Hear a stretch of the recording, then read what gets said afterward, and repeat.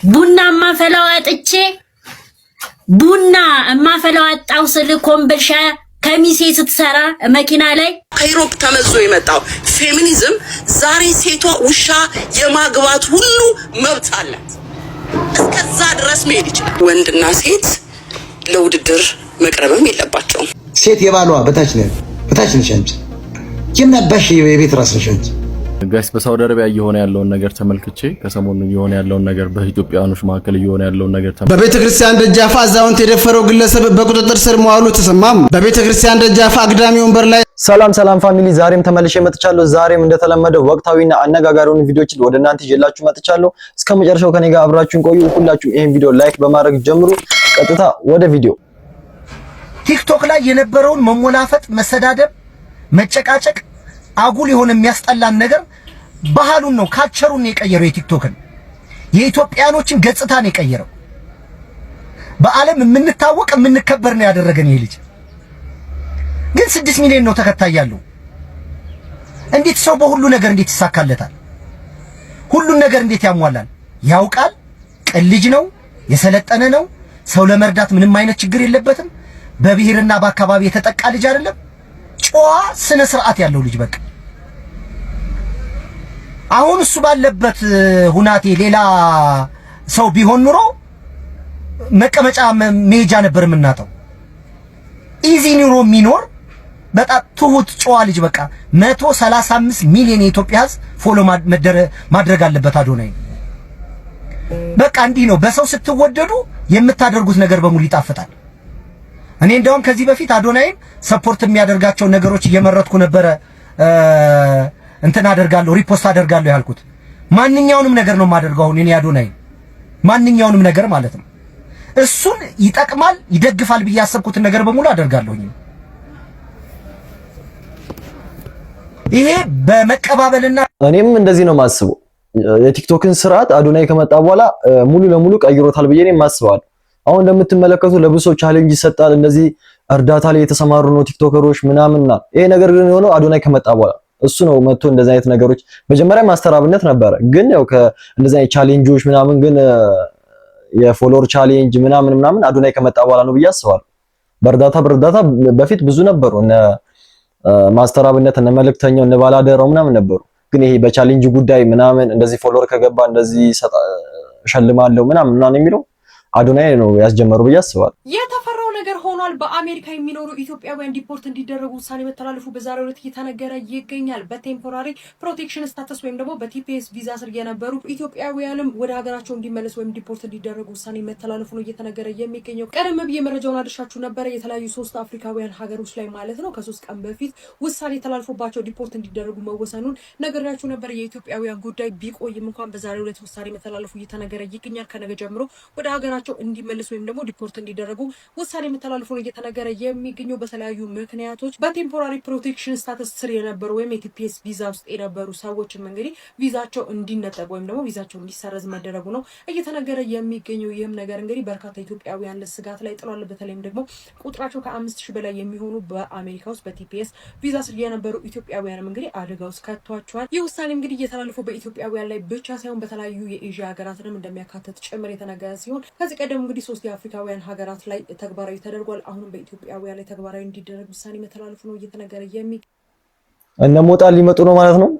ዮኒ ማኛ ሞጣ እነ ቤታዮ ምናምን እዛም አልቻልናቸውም አይደለም እዚህ መተዋ ሲጀመር እነሱ ውጡ ራሱ ይባሉ ወደዛ ይመጡ። እንዴት ደፍረው ወደዚህ ይመጣሉ? በዛ እርግጠው ወደ ሌላ ምናምን ይጠፋሉ እንጂ ወደ ኢትዮጵያ ጭራሽ አይመጡም። ጋይስ በሳውዲ አረቢያ እየሆነ ያለውን ነገር ተመልክቼ ከሰሞኑ እየሆነ ያለውን ነገር በኢትዮጵያውያኖች መካከል እየሆነ ያለውን ነገር ተመልክቼ ውስጤ ሰላምን ሊያገኝ አልቻለም። እዛኛው አካውንት ላይ በደንብ ነግሬያችኋለሁ። እዛኛው ገብታችሁ መመልከት ትችላላችሁ። ከስር ሜንሽን አደርግላችኋለሁ። እጅግ በጣም አሰቃቂ ነገሮች የተደረጉ ነው። በላይቭ በቲክቶክ ላይቭ እየገቡ ነው የሚያደርጉት። በቃ ተረብሻለሁ። ይሄንን ተመልክቼ በፍጹም ማለፍ አልቻልኩም። ስራ መስራት አልቻልኩም። በዚህኛው ሳይድ የኢትዮጵያ መንግስት ማህበረሰቦቹን ከዛ ሰብስቦ በችግር ውስጥ ያሉ ማህበረሰቦችን ያመጣል። በዛኛው ሳይድ ደግሞ ማህበረሰቡ ተከፋፍሎ በዚህ መልኩ ላይቭ እየገቡ እንደዚህ አይነት አስጸያፊ የሆነ ተግባሮችን ያደርጋሉ። ሀገርን የሚያሰድብ እንደ ሀገር፣ ማህበረሰብ እንደ ማህበረሰብ የሚያሰድብ፣ እንደ አህጉር እንደ አፍሪካውያን የሚያሰድብ ተግባሮች ነው እየተደረጉ ያሉት። ከሰውነት አመለካከት፣ አስተሳሰብ፣ ህልውና፣ አይምሮ የላቁና እጅግ በጣም አሰቃቂ የሆኑ ነገሮች ናቸው የተደረጉ ያሉት። በተጨማሪም በዛ ሀገር በስደት ላይ የሚኖሩ ኢትዮጵያኖችን ችግር ውስጥ የሚያስገባ ተግባሮች ናቸው የተደረጉ ያሉት። እውነት በዚህ ልክ እዚህ ደረጃ ላይ ደርሰናል? ከፈጣሪ ምን ያህል ብንርቅ ነው እንደዚህ አይነት ተግባሮችን እያደረግን ያለ ነው? ቲክቶክም እንደሚታወቀው እኛ ላይ ጠንከር ያለ ኮሚቴ ጋይድ ነው ያለው። እንደዚህ አይነት አሰቃቂ የሆኑ ተግባሮችን ቲክቶክ እንዴት ፈቀደ? እሱስ ለምን እርምጃ ወስድም? ያው ኢትዮጵያ ውስጥ አይደለም ሳውዲ አረቢያ ውስጥም ቢሆንም መንግስትም የቻለውን ነገር እነዚህ ሰዎች ለህግ ቀርበው አስተማሪ የሆነ ቅጣት እንዲቀጡ ኢንተርናሽናሊ ምን እየሰራ ነው? ይሄ ነገርስ ኢንፎርሜሽኑ አለው የሚለውን ጥያቄ እንግዲህ መጠየቅ ፈልጋለሁ። እነዚህ ሰዎችስ እነዚህ ግለሰቦች እንደ ማህበረሰብ ከፍተኛ የሆነ ክፍል እንዳይፈጥሩ በግለሰብ ደረጃ እነዚህን ሰዎች ተጠያቂ ለማድረግ መንግስት ምን ያህል መንገድ እየተጓዘ ነው? ብቻ የተመለከትኩት እጅግ በጣም አሰቃቂ ነገር ነው። እናንተም ትመለከታላችሁ ብዬ አስብ ይችላል የተለያዩ ቪዲዮዎችን። ብቻ እኔ በተመለከትኩት ነገር እጅግ በጣም አሞኛል። ፈጣሪ ሁሉን ነገር ያስተካክል ማለት ነው የምወደው። መንግስትም እርምጃ ሊወስድ ይገባል። ቲክቶክም እንደዚህ አይነት ነገሮች ላይ እንደዚህ አይነት ኮንተንቶች ላይ እንደዚህ አይነት ሁኔታዎች ላይ እንደዚህ አሰቃቂ የሆኑ ነገሮች ላይ ከፍተኛ የሆነ እርምጃ መውሰድ አለበት። መልካም ምሽት ይሁንላችሁ። ብሩክ ነኝ። የሰው ልጅ እንዴት ስደት የሚያክል ነገር ወጥቶ ለመለወጥ ቤተሰብ ለመቀየር ያስባል እንጂ እንዴት እርስ በርስ ለመበላላት ያስባል? ስደት ላይ የሀገር ልጅ ስታገኝ እንደውም ደስ ሊል ምናምን ነበር የሚገባው። ኢትዮጵያውያን ግን እንደምትመለከቱት ነው። ስደት ላይ የሀገራቸው ልጅ ሲያገኙ ለመብላት ብቻ ከባድ ነው። በእውነት ከባድ ነው። ቡና ማፈላው አጣው ስል ኮምቦልቻ ከሚሴ ስትሰራ መኪና ላይ ቡና በዚህ ፈንድሻ ባንድ ኪስ ይዘህ የመጣኸውን አረሳም መቼም ቢሆን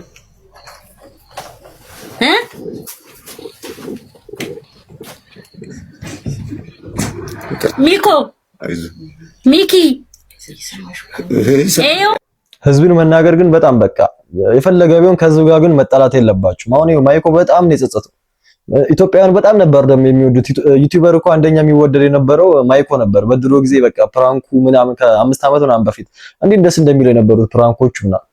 ግን ያው ፖለቲካ ባለጌ ነው። አሳሳተው የፖለቲካ ውስጥ ገባ፣ ህዝብን ተናገረ ምናምን። ይኸው አሁን ላይ እናትና አባቱ መተው ይቅርታ አድርጉለት እያሉ ነው። እስቲ ምን ትላላችሁ ኮሜንት ላይ? ለሱ ለተፈጠረበት ማህበረሰብ፣ ለሱ አድናቂዎች፣ ለሱ ወንድም ጓደኛ፣ ቤተሰብ እንደን ይቅርታ አድርጉልኝ። ለኔና ለነዚህ ወንድሞች ለኔና ለሚያፈቅሩት ለሚወዱት ልባቸው ለተሰበረ ሰዎች ስትሉ እኔ እንዴት ብዬ ልናገር? በቃ ተንበርክኬ ነው መቀጣ ከሆነ ራሱ ለሱ ስልኝ ይቀጣለሁ። የሚቀጣው ነገር የምከፍለው ባይኖረኝም መስዋዕትነት መሆን የሚችል ከሆነ መስዋዕት ሆነለታለሁ። እሱ በደነበረበት ከፍታ የሚመለስም አይደለም። ይህንን ስድብና ጥላቻ ይህንን ጋጋታ እንዲያቆሙለትና ቢያንስ ምክር ቢሰጡት፣ በሚያጋጥመው አጋጣሚ ምክር ቢሰጥ። ይሄ ሰው ለሀገር የሚያበረክተው አስተዋጽኦ እኮ ቀላል አይደለም እኮ በእውነቱ ከሆነ እኔ አይጥቀመኝ ለገማ ሽራፍ ሳንቲም አልፈልግምና ከዚህ አንፃር አባታችን እናቋርጦትና ዋጠጡ ማባቴ እዚህ ያሉት ሁሉም ልጆች ናቸው። ብቻ ከባድ ነው። ፖለቲካ ውስጥ ምናምን አትግቡ። ጸጸቱን አትችሉትም። ህዝብን አትናገሩ፣ ከህዝብ ጋር አትጋጩ። አሁን በማይኮ ምክንያት እናትና አባቱ እዚህ ጋር ራሱ በጣም በቃ አዝነዋል፣ ተከፍተዋል። በሱ ስም ይቅርታ እንላለን እያሉ ያሉት እንደውም እናትና አባቱ ናቸውና እኔ ከሱ በላይ እኔ ነኝ ይቅርታ የምለው። ለአንደኛ ልጅ ነው። እኔም ስሜቴ እየመጣ ስለሆነ ነው ወደ ለቅሶ ይቅርታና ልጅ ነው ይናፍቀኛል። ተበድሏል። ምናልባት ያለውን ፈተና አልፏል። ሁላችንም በፈተና የመጣንን እናትና ችግር አለ።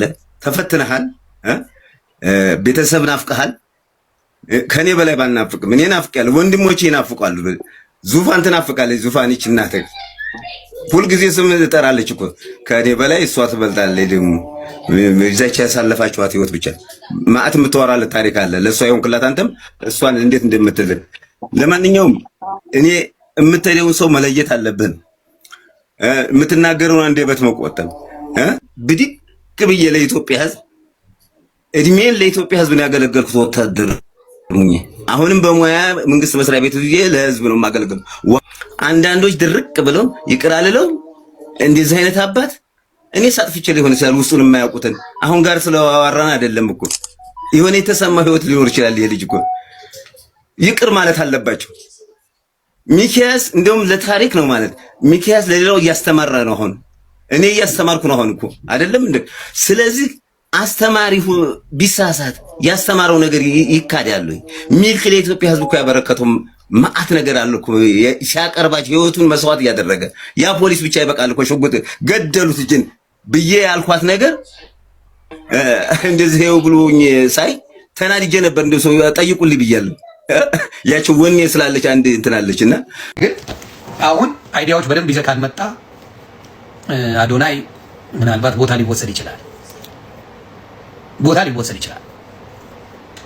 በተለይ ጃዬ ከሄደች በኋላ ጃኒ ከሄደች ካመለጠች በኋላ ብዙ ነገሮች ውዝግብግብ እያለ ውዝግብግብ ተወዛግበሃል። በሌሎቹ ከቨር ተደርገህ ወደ ላይ የወጣ እንጂ በራስ የወጣ ሰው አይደለም። ተሸጉደህ ነው ወዳጆች ጋር ተጣልተህ የሚወዱ የሚያከብሩን አርቀህ ለብቻ የምትታወቅ መስሎ ነበር። አሁን ግን ይኸው ተረሳ። እግዚአብሔር ምስክር ተረሳ። ጃኒ እናት አባቶቿ ወጣት እየሆኑ ሄዱልኝ። አይ ጃኒሻ ጆን ዳንኤል በርታ፣ ይሰማል። ጆን ዳንኤል በርታ። ስህተቶች አሉ። ስህተቶች ፊክስ እየሆኑ ነው። አሁን ትሩ ከለርን እያየነው ነው። ወደ መልካም እየመጣ ነው። ዮኒ ማኛ በቃ ከባድ ሰው ነው።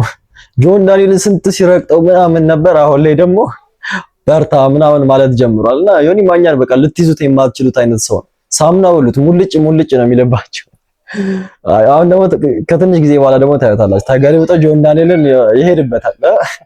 ሴት የባሏ በታች ነሽ አንቺ። የምናባሽ የቤት ራስ ነሽ አንቺ። ሴት ቁጭ ብለሽ ነው እንከሳከስ ያለ ሼር አድርጉላት ለጆርጅ መጣሽ እዚህ ጋር መቀደሳችን አሰግቼ ነገርኩሽ። ሴት መቀደሻችን በኢትዮጵያ ውስጥ እንድቀድሽ አንፈቅድም። ይሄ የአምላክ ትእዛዝ፣ ይሄ ናቹራል። ሴት ደካማ ናት፣ ጠንካራ አይደለች። ወንድ 50 ኪሎ ይሸከማል፣ ሴት መሸከመች በተፈጥሯ በቃ የሚሳሳላት ነች። ሴት ልጅ የሚመታ ይገርመኛል። ሴት ለምን ተመታታል? ምን ታረጋለህ? እምቢ ብትል እኮ አባራ። ሴት ደካማ ናት፣ አቅም የላት። ወንዱ ግን ዱላ ይችላል፣ መኪና ግጭት ይችላል፣ መጠማት ይችላል፣ መራብ ይችላል። ሴታችን በተፈጥሮም ልጆችን የምትወልድ መንከባከብ አለብን እንደ ጽጌረዳ። ስለዚህ አንቺ እንክብካቤ ያስፈልግሻል። ከዚያ ውጭ ግን የቤቱ ራስ ነኝ የወንድ ምናምን ዳኛ ነኝ ምን አይሰራ። ቆርጣችሁ ላኩላት ለጆርዲ። በቃ ሞጣውን እዚህ ጋር ትክክለኛ ንግግር ነው የተናገረው።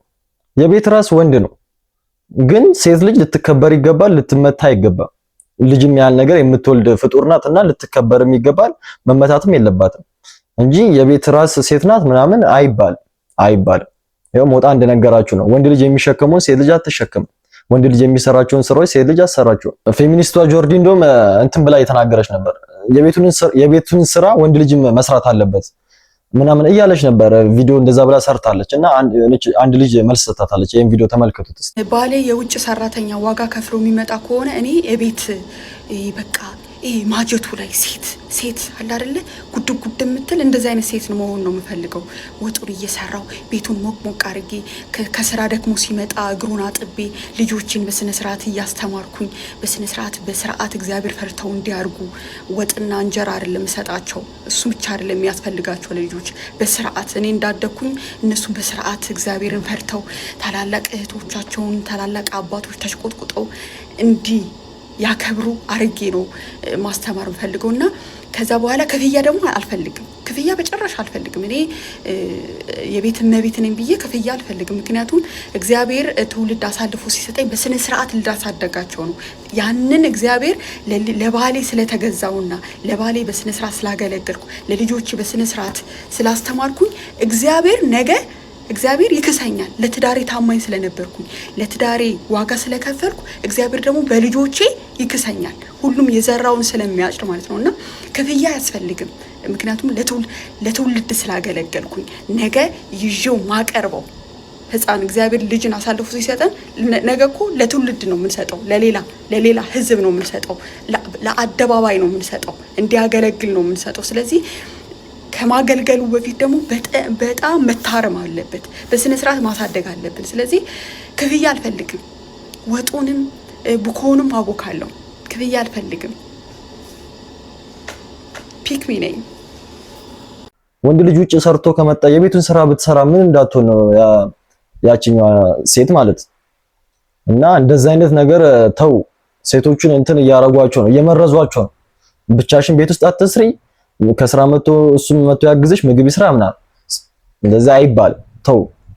የውጭንም ስራ ሄደሽ አግዢው። እንደዛ ከሆነ ውጭ ላይ እንደዛ የሚደክመውን ምናምን አንቺም ሄደሽ አግዢው፣ እሱም ቤት መጥቶ ያግዝሻል። በቤተ ክርስቲያን ደጃፍ አዛውንት የደፈረው ግለሰብ በቁጥጥር ስር መዋሉ ተሰማም። በቤተ ክርስቲያን ደጃፍ አግዳሚ ወንበር ላይ ተቀምጠው የነበሩ አዛውንትና በከፍተኛ ሁኔታ ሰክረው የነበሩትን አዛውንት ሳር ወዳለበት ቦታ በመጎተት በማስታወቂያ ሰሌዳ በመሸሸግ የደፈረው የ33 ዓመቱ ኤርትራዊ በቁጥጥር ስር ውሏል። ተከሳሹ በዩናይትድ ኪንግደም አዛውንቱን ሊያግዛቸው እንደሆነ ገልጾ ቢከራከርም የቪዲዮ ማስረጃ ከቀረበበት በኋላ ግን ዝምታውን መርጧል። የዩናይትድ ኪንግደም ፍርድ ቤት ውሳኔ ለማስተላለፍ ለቀጣይ ቀጠሮ ቀጥሯል። ዘንድሮ በቃ የማይሰማ ጉድ የለም ማለት ነው። ይሄ ደግሞ ምን የሚሉት ወንጀል ነው? ኧረ ብቻ ከባድ ነው ይሄ ዘመን። በጣም በቃ የከፋ ዘመን ማለት ይሄ ዘመን ነው። ከዩሮፕ ተመዞ የመጣው ፌሚኒዝም ዛሬ ሴቷ ውሻ የማግባት ሁሉ መብት አላት። እስከዛ ድረስ መሄድ ይችላል። ካላነበብሽ አንብቢ፣ የኔ ቆንጆ አንብቢ። እና ይጎትታል።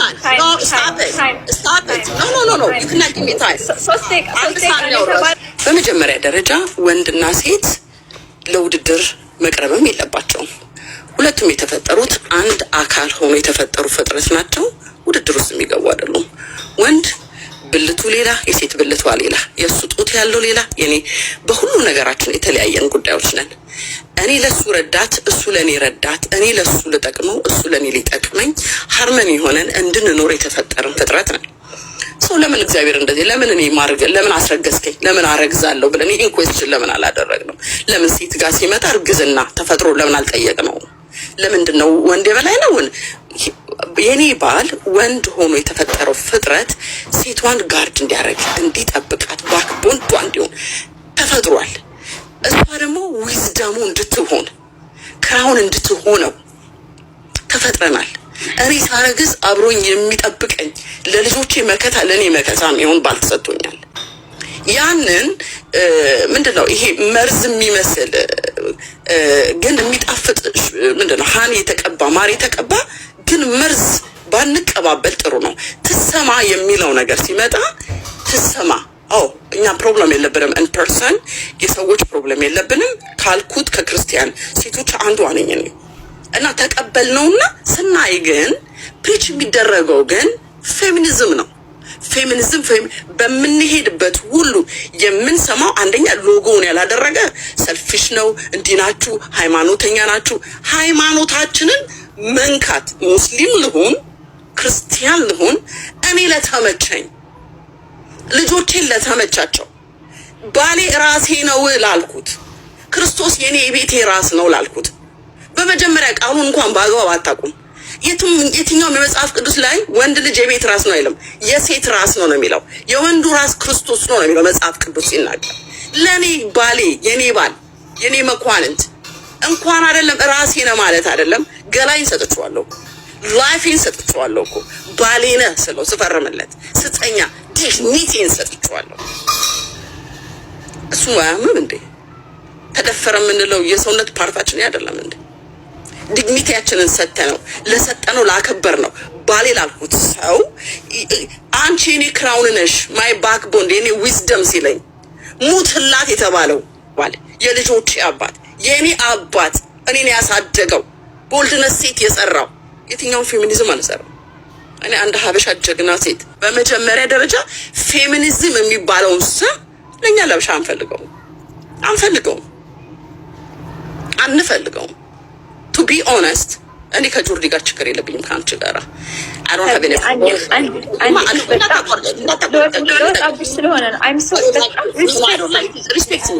I respect you አንድ ምለው ነገር ምንድነው እኔ ፒቲሽኑን ፈርሜ ነበር። ፒቲሽኔን ማንሳት እንዴት እንደሆነ ባላቅም ላይ ፖስት ያደረጉትን ግን አንስቼዋለሁ። because ፕሪች የሚደረገው ተሰማ የሚለው ፊት ለፊት መጥቶ ጠቅላላ በየሚዲያው በገባንበት ሁሉ ፕሪች የሚደረገው ሃይማኖት ጠል ሴትን ከሃይማኖት እናስወጣለን እናባረራቸዋለን፣ እንደዚህ ይደረጋሉ፣ ሴት ትጨቆናለች። እንዴ የተመቸን ሃይማኖታችን ነው። ስነ ስርዓት ግብረ ገብነት ያስተማረን ሃይማኖታችን ነው። ሴትነት አለባበሴን ያሳመረኝ በየትኛውም ዓለም ዙሪያ ብዞር ብሄድ ሃይማኖቴ ስርዓት አስይዞኛል፣ ያስከብረኛል። ኖ አንድ ሰዓት ያውራችሁ አንድ ሰዓት ተፈጥቷለሁ። አንድ ሰዓት ተፈጥቷ ባይ እንዴ ኮንታችሁ ነሽ አዳምጪ። እታች አንቺ አይደለም ማውራው አንቺ ኔቨር ዶንት ካት ሚ ሞረት ትችያለሽ። እና ሴት ልጅ የተሰራችው ከባል ጋር ተኛ የተሰራች እኛ አይደለንም። ሴት ለወንድ ልጅ እኛ አይደለንም። ወንዶቻችን ናቸው። ዶንት ካት ሚ እሱም ብቻ ላስተካክልሽ ብዬ ነው። እሱ ፔጅ ላይ ተሰራያለሽ። ፔጅሽ ላይ ነው ቆንጆ። ሴት ልጅ የተሰራችው ለወንድ ነው። ወንድ ልጅ የተሰራው ለሴት ነው። አንድ እናት ተናግራ ነበር ልጅን ከደፋሪ ወንዶች ብቻ ሳይሆን ከፌሚኒዝምም ነው መጠበቃት ብላ ተናግራ ነበር። እና ኢትዮጵያ ውስጥ ፌሚኒዝም አያስፈልግም። አሁን ደግሞ ያመጡት አካሄድ አለ። ሴት ልጅ በቤተክርስቲያን ትጨቆናለች፣ ሴት ልጅ ከቤተክርስቲያን መራቅ አለባት ምናምን አይነት ጨዋታ ጀምሯል። እና በጣም ያሰጋል ይሄ ነገር፣ በጣም ለወደፊቱ በጣም ያሰጋል። እና ኢትዮጵያ ውስጥ አያስፈልግም ይሄ ፌሚኒዝም ምናምን አያስፈልግም። ተፊውና ኢንተርቪው ጋይስ የቤታ ማሽቃበጥ ለምን እንደሆነ ገብታችኋል? ጽጌ ቤታን አላደነቀቻት ባላመሰግና በሾርኔ ልትነካት እኮ ነው። አቤት እና ደግሞ ጽጌና ቤታ የሆነ ጊዜ አልተስማሙም በሆነ ላይቭ ላይ አይቻቸዋለሁና መጣ ወይ ቅመም ነሽ እንደዚህ ነሽ ምናምን አለቻት። ጋይስ ገብታችኋል? ግን ቤተሰብ ገብታችኋል? እናንተ አልገባችሁም? እህቴ ቤታ እኔ ስለምረዳሽ ስቂ ምናምን ዘባልኩ። ለማንኛውም እህቴ ፊዮና ምንም ብትናገር ምንም ብታወራ አይኖ ምንም ነገር እንደማትላካለው። ምክንያቱም እንደዚህ አርጎኝ እንደዚህ አርጎኝ ካለች የሚመጡባት ብዙ ዱላዎች ሊኖሩ ስለሚችሉ አትናገርም አይኖ።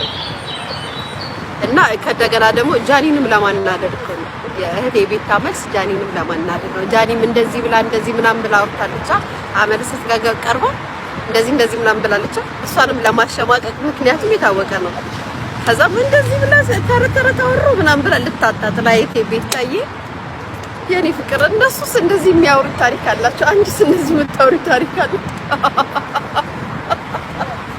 እህቴ ቤታዬ እርግጠኛ ነኝ አንቺ ላይቭ ላይ አንቺ ስታወሪ ላይቭ ላይ ጋይ እህቴ ቤታ ላይቭ ላይ ታወራኝ አስለቀሰውኝ ጎርተውኝ ሊጥሉኝ ከምን ላይ እንደምንጥላት አናውቅም።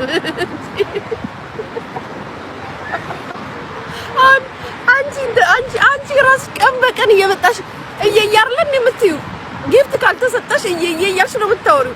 አሁን አንቺ እንደዚህ ብትጠየቂ ኢንተርቪው የምታወሪው ወሬ አለ እህቴ ቤታዬ? የለም እኮ የለማ። እነሱ ግን አላቸው ቢያንስ መውደቃቸውን፣ መነሳታቸውን፣ መድከማቸውን፣ ለኢትዮጵያ ኑሮ ላይ መስራታቸውን፣ ለመለወጥ መቀየራቸውን ኢንተርቪው ሲጠሩ የሚያወሩበት የሚናገሩበት ርዕስ አላቸው። ግን አንቺ ግን ተንኮለኛ ነሽ።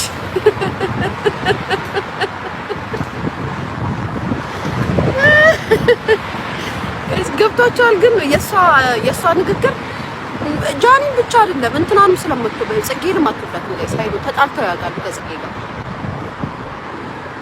ከዛም ቅመም ቅመም ኢንተርቪው እኮ አይደለም ያው ቀን ውሏቸው ምናምን የሚሰሩበት ኢንተርቪው ላይ ነው ልጁ የጠየቃት። አይ ነው ይሄ እንትን ላይ ቀርባ ምናምን አይደለም። እርግጠኛ ነኝ እነ እንትና ጋር ወቸው ጉድ ጋር ብትቀርበም ፊዮናም ታወራለች እኮ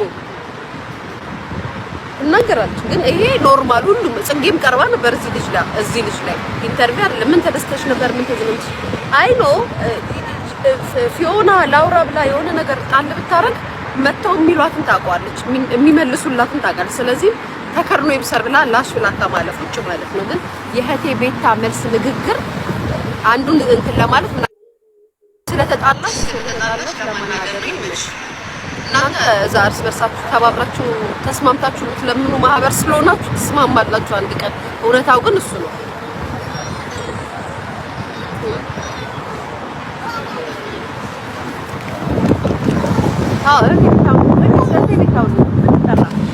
ስለ አሜሪካ ኑሮ ተናገሪ ብትባል እሱ አሁን ምንድን ነው የምትለው? ያው የአሜሪካ መንግስት ኢትዮጵያኖችን ከሀገሩ እያስወጣ ነውና ሊያሾ ቤታዩ በአካል ትመጣልሻለች። ያኔ ከፈለጋችሁ በንግግር ከፈለጋችሁ በጸብ ትፈቱታላችሁ። ብቻ እዚህ ሚዲያ ላይ እየመጣችሁ ህዝቡን ድንቁር አታርጉት። ህዝቡ ደነቆረ ሰለቸው እናንተ ጸብ። የሰው ልጅ እንዴት አመት ሙሉ ይጣላል?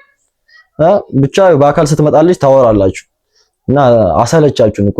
ፋሚሊ ለዛሬ ይዤላችሁ የመጣሁት ቪዲዮዎች እነዚህን ይመስሉ ነበረ። በቪዲዮ ላይ ሐሳብ አስተያየት ካላችሁ ኮሜንት ላይ መጻፍ ትችላላችሁ። በቀጣይ ቪዲዮ እስከማገኛችሁ ሁላችሁም በያላችሁበት ሰላማችሁ ብዝት ይበል። ይመቻችሁ።